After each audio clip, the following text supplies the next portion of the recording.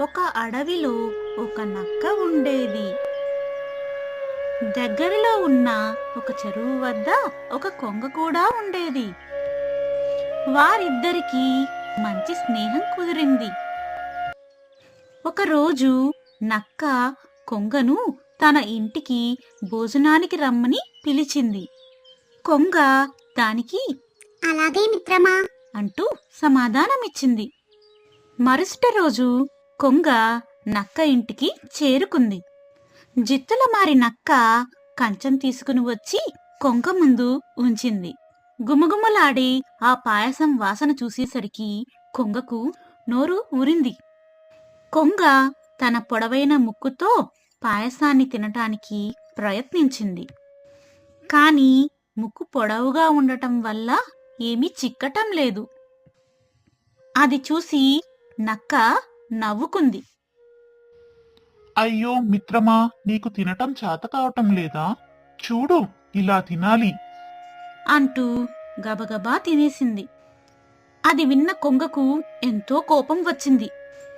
కాని ఏమీ చెయ్యలేక అలాగే ఆకలితో చెరువు దగ్గరికి వెళ్ళిపోయింది.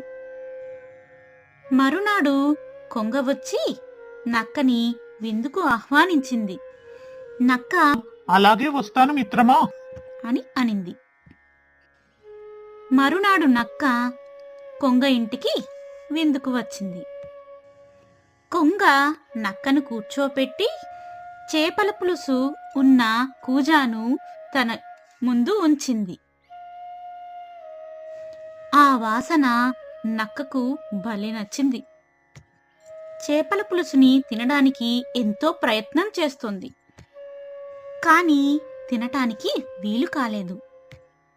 ఎందుకంటే ఆ కూజ ఎంతో పొడవుగా ఉంది. అయ్యో మిత్రమా, నీకు తినటం చేత కావటం లేదా? ఇలా చూడు, ఇలా తినాలి అంటూ కొంగ తన పొడవైన ముక్కును కూజాలో పెట్టి మొత్తం జుర్రుకు తినేసింది. అప్పుడు నక్క ఏంటి మిత్రమా, నేను ఇంత ఆకలితో ఉంటే నన్ను పిలిచి ఆహారం అందకుండా పెట్టి నువ్వు మాత్రం తినటం భావ్యమా? అని అంది.